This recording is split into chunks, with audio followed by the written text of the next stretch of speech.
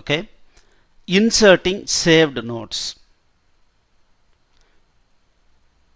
Microsoft வேர்டில் பார்த்தீங்கன்னா ரொம்ப இம்பார்ட்டண்ட்டான ஃபீச்சர், ரொம்ப நிறைய விஷயங்களை நமக்கு சிம்பிளிஃபை பண்ணி கொடுக்குறாங்க.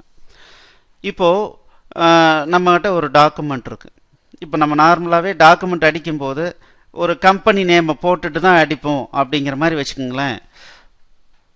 அந்த மாதிரி டைமில் ஒவ்வொரு முறையும் நான் கம்பெனி நேமை டைப் அடித்து அது சென்டர் ஜஸ்டிஃபை பண்ணி அதுக்கு கீழே வர லைன் மாற்றி இந்த மாதிரி மாற்றுறதுக்கு பதிலாக நம்ம என்ன பண்ணிக்கலாம்னா பில்டிங் பிளாக்ஸை சேவ் பண்ணிக்கலாம். பில்டிங் பிளாக்ஸ் சேவ் பண்ணி வச்சுக்கிட்டோம் அப்படின்னம்னா நம்ம வேணுங்கிற இடத்துல அதை அப்ளை பண்ணிக்கலாம். ஓகே, இப்போது ஒரு சின்ன எக்ஸாம்பிள் பார்க்கலாம். இப்போ இந்த டாக்குமெண்ட் இருக்கு. இந்த டாக்குமெண்ட்டுக்கு பின்னால் டிராஃப்ட் அப்படின்னு சொல்லி எனக்கு டிஸ்பிளே வரணும். இது வந்து டிராஃப்ட் அப்படின்னு சொல்லி டிஸ்பிளே வரணும். அது எப்படி நான் அப்ளை பண்ணுறேன் பாருங்கள். இங்கே இன்சர்ட்டில் குயிக் பார்ட்ஸ் அப்படின்னு சொல்லியிருக்கு. இதை கிளிக் பண்ணிங்கன்னா பாருங்கள், பில்டிங் பிளாக்ஸ் ஆர்கனைசர்னு இருக்குது. இதை நான் கிளிக் பண்ணுறேன். இதை கிளிக் பண்ணோன்னா இங்கே பாருங்களேன், டிராஃப்ட்னு இருக்குது பாருங்கள். இங்கே பாருங்கள், டிராஃப்ட். இதை கிளிக் பண்ணால் எனக்கு இந்த மாதிரி கிராஸாக டாக்குமெண்ட்டில் டிராஃப்ட்னு வரும்னு சொல்கிறான். இதை செலக்ட் பண்ணிவிட்டு இங்கே இன்சர்ட் இருக்குது, இதை இன்சர்ட் பண்ணுறேன். இப்போ பாருங்கள், நம்மளுடைய டாக்குமெண்ட்டுக்கு பேக் சைடில் டிராஃப்ட் அப்படிங்கிறது அப்ளை ஆகிடுச்சு. ஸோ இது குயிக் பார்ட்ஸ், அதாவது நம்ம ஒரு ரெடிமேடாக நிறைய இந்த மாதிரி ஆக்டிவிட்டி நம்ம பண்ண வேண்டியிருக்கும். அந்த மாதிரியான விஷயங்களை என்ன பண்ணியிருக்காங்கன்னா இங்கே குயிக் பார்ட்ஸில் போயிட்டு பில்டிங் பிளாக்ஸை ரெடி பண்ணி வச்சுருக்காங்க. இப்போ இதை ரெண்டு விதமாக அப்ளை பண்ணலாம். ஒன்று என்ன அப்படின்னா, இந்த மாதிரி நமக்கு வேணுங்கிறத நம்ம முன்னாலேயே பார்த்து வச்சுக்கிட்டோன்னு வச்சுக்கோங்களேன். இந்த மாதிரி பார்த்து வச்சுக்கிட்டோம் அப்படின்னம்மா, இப்போ பாருங்கள், இந்த ஃபார்மேட் எனக்கு அப்ளை பண்ணால் இன்சர்ட் கொடுக்குறேன், உடனே அதே அந்த ஃபார்மேட்டை வந்து பாருங்கள் முன்னால் பாருங்கள். ஸோ நம்மளுடைய டாக்குமெண்ட்டுக்கு ஒரு டைட்டில் பேஜ் மாதிரி அப்ளை ஆயிடுச்சு. இங்கே பாருங்கள், நான் இங்கே போயிட்டு இதனுடைய டாக்குமெண்ட்டுடைய டிஸ்கிரிப்ஷன் எல்லாம் நான் போட்டுக்கலாம். ஸோ நீங்கள் ஃப்ரீ டைமில் குயிக் பார்ட்ஸில் பில்டிங் பிளாக்ஸில் போய் பார்த்தோன்னா இங்கே பாருங்கள், நூற்றுக்கணக்கான இப்போ ரொம்ப மோஸ்ட் யூஸ்ஃபுல்லான விஷயங்கள்லாம் போட்டு வச்சுருக்காங்க. இது பாருங்களேன், அர்ஜென்ட் வாட்டர் மார்க் போட்டோன்னா இங்கே பாருங்கள் அர்ஜென்ட். இப்போ ஒரு டாக்குமெண்ட் இருக்குது, அது அர்ஜென்ட்டுன்னு நம்ம போடணும் அப்படின்னா பாருங்கள் இந்த மாதிரி வாட்டர் மார்க் பண்ணிக்கலாம். ஸோ இந்த மாதிரி இதெல்லாம் நம்ம கற்பனையே பண்ணியிருக்க மாட்டோம், இப்படியெல்லாம் பியூட்டிஃபை பண்ண முடியுமான்ட்டு. அந்த மாதிரியான விஷயங்களை எல்லாம் இவங்க பண்ணியிருக்காங்க. ஸோ இதை அப்ளை பண்ணுறதுக்கு பார்த்தீங்கன்னா ரொம்ப ரொம்ப ஈஸி. இப்போ அர்ஜென்ட்டுன்னு வச்சுக்கோங்களேன். இப்போ நான் வந்து இந்த அர்ஜென்ட்டை டிராஃப்டாக மாற்றணும்னு வச்சுக்கோங்க. நீங்கள் ரொம்ப சிம்பிள், டிராஃப்ட்னு போயிட்டு டிராஃப்ட் 1 டைப் அடிச்சுட்டு, ஏன்னா டிராஃப்ட் 1 டிராஃப்ட் 2ன்னு ஒன்று இருக்குது. இதை டைப் அடிச்சுட்டு F3 கீ ப்ரெஸ் பண்ணி பாருங்கள், உடனே அது அப்ளை ஆகிடும்.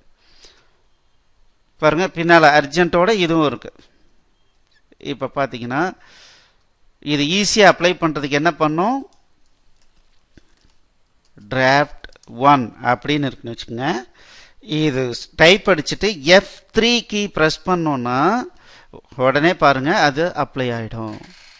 அப்படி இல்லை அப்படின்னா, ஸோ இது எப்படி நான் டிராஃப்ட் 1 நான் தெரிஞ்சுக்கிட்டேன் அப்படின்னா, இங்கே இருக்கு பாருங்கள், இது எல்லாமே இந்த நேமை நம்ம யூஸ் பண்ணி நம்ம இம்மிடியேட்டாக நம்ம கொண்டு வந்துடலாம். இங்கே பாருங்கள், இப்போ பேஜ் நம்பர்ஸ் அப்ளை பண்ணணும்னு வச்சுங்களேன். அக்சென்ட் பார் 1 இந்த லெஃப்டில் வர மாதிரி எனக்கு வேணும் அப்படின்னா, ஒன்று இங்கே வந்துட்டு இந்த இன்சர்ட் கிளிக் பண்ணால் பேஜ் நம்பர் வந்துடும்.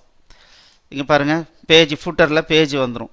இப்படி இல்லாமல் அக்சென்ட் பார் 1ன்னு டைப் அடித்து F3 அடித்தாலும் இது அப்ளை ஆகிடும்.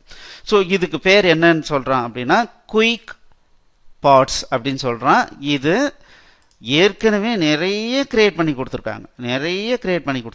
இதெல்லாம் நீங்கள் ஒரு முறை ஜஸ்ட்டு இது எப்படி இருக்குன்னு ஒரு முறை ட்ரை பண்ணி பார்த்துக்கிட்டிங்கன்னா வேணுங்கிற இடத்துல டக்குன்னு இன்சர்ட் பண்ணிட்டு போயிட்டே இருக்கலாம். அப்படி வித்தின் 10 மினிட்ஸில் நம்மளுடைய வேலையை முடிக்கலாம். அதே சமயத்தில் ஹைலி ப்ரொஃபஷனலாக நம்மளுடைய டாக்குமெண்ட்டை எடிட் பண்ண முடியும்.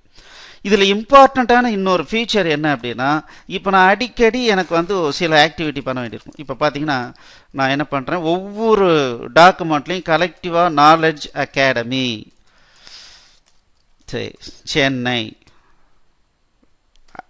தமிழ்நாடு இந்தியா இந்த மாதிரி எனக்கு வந்து வேணும்னு வச்சுக்கோங்க. இதை நான் சென்டர் ஜஸ்டிஃபை பண்ணிக்கிறேன். இதுக்கு ஒரு ஃபாண்ட்டு நான் அப்ளை பண்ணிக்கிறேன். ஸோ ஏதோ ஒரு ஃபாண்ட்டு, ஸோ ஃபாண்ட்டை இன்க்ரீஸ் பண்ணிக்கிறேன். எனக்கு இந்த ரெண்டுக்கும் நடுவில் கேப் வர வேண்டாம், அதனால் ரிமூவ் ஸ்பேஸ் ஆஃப்டர் இது வந்து எடுத்துடுறேன். இன்னும் ஸ்பேஸிங் இருக்குது. ஓகே, இதை பாருங்கள் 1.15 இருக்குது, இது எடுத்து விட்டுறேன். சரி, இதை வந்து கொஞ்சம் கலர் வந்து லைட்டாக தெரியணும், அதனால் கொஞ்சம் லைட் பண்ணிக்கிறேன். ஸோ ஓகே, எனக்கு ஒவ்வொரு டாக்குமெண்ட்லேயும் இதை டைப் அடிக்கிறதுக்கு எனக்கு டைமை சேவ் பண்ணணும்னு வச்சுக்கோங்களேன். இப்போ நான் என்ன பண்ணலான்னா இதை செலக்ட் பண்ணிவிட்டு எகெயின் இன்சர்ட்டில் குயிக் பார்ட்ஸில் வாங்க, save selection to quick part gallery அப்படின்னு இருக்கு. சரிங்களா, இதை நான் கிளிக் பண்ணி நான் எனக்கு தகுந்த மாதிரி பேர் வச்சுக்கிறேன். இப்போ நான் என்ன வச்சுக்கிறேன்னா சிடின்னு வச்சுக்கிறேன், கலெக்டிவாக டைட்டில், சி டைட்டில்னு நான் பேர் வச்சுக்கிறேன். வச்சுட்டு சேவ் பண்ணிக்கிறேன். ஓகே, இந்த மாதிரி சேவ் பண்ணிட்டேன்னு வச்சுக்கோங்களேன். இப்போ பாருங்கள், இப்போ நான் புதுசாக ஒரு டாக்குமெண்ட் செலக்ட் பண்ணிட்டேன்னா சி டைட்டில் அப்படின்னு அடிச்சுட்டு, ஓகே சி டைட்டில்னு அடிச்சுட்டு, ஓகே 1 minute, இப்போ சி டைட்டில்னு அடிச்சுட்டு F3 ப்ரெஸ் பண்ணுறேன். இப்போ பாருங்கள், நான் உக்காந்துக்கிட்டு இந்த டாக்குமெண்ட்டுக்கும் நான் பண்ணணுன்ற அவசியம் இல்லை. இப்போ நீங்கள் பில்டிங் பிளாக்ஸுக்கு வந்து பார்த்தீங்கன்னா பில்டிங் பிளாக்ஸில் சிடி இங்கே பாருங்கள், சி டைட்டில்னு அடிச்சா கலெக்டிவ் நாலேஜ் அகாடமி வந்துடுது. ஸோ இது எவ்வளோ யூஸ்ஃபுல்லாக இருக்குன்னு பாருங்கள். இப்போது ஒரு ஆஃபீஸில் நம்ம இருக்கோம்னு வச்சுக்கோங்களேன், நம்ம இந்த மாதிரி நம்ம கம்பெனிக்கு தேவையான விஷயங்கள் இந்த மாதிரி போட்டு வச்சுக்கிட்டோம்னா ரொம்ப ஈஸியாக ஒரு ஷார்ட்கட்டில் இம்மீடியட்டாக அதை ஜென்ரேட் பண்ணிக்கலாம். சரிங்களா, இந்த மாதிரி ஒரு 10-15 நம்ம இது ரெடி பண்ணிட்டோம்னா இன்னும் நம்மளுடைய டைமிங்கை ரெடியூஸ் பண்ணி சீக்கிரமாக ரெடி பண்ணி நம்மளுடைய வேலையை முடிச்சுக்கலாம். சரிங்களா, ஸோ இது குயிக் பார்ட்ஸ். ஸோ இது எப்படி குயிக் பார்ட்ஸ்னால் என்னன்ற ஒரு ஐடியா உங்களுக்கு வந்திருக்கும். அதை எப்படி யூஸ் பண்ணுறதுன்றது நமக்கு தெரிஞ்சிருக்கும். யோசிச்சு பாருங்கள், மைக்ரோசாஃப்ட் வேர்டில் எவ்வளவு சிம்பிளிஃபை பண்ணி கொடுத்துருக்காங்க நம்மளுடைய ஒர்க்கை முடிக்கிறதுக்காக. இதெல்லாம் புரிஞ்சிக்கிட்டு கரெக்டாக அப்ளை பண்ணினோம் அப்படின்னம்னாவே நம்ம நிறைய விஷயங்களை ப்ரொஃபஷனலாக ஹைலி ப்ரொஃபஷனலாக பண்ணி நல்ல பேர் எடுக்க முடியும். தேங்க்யூ.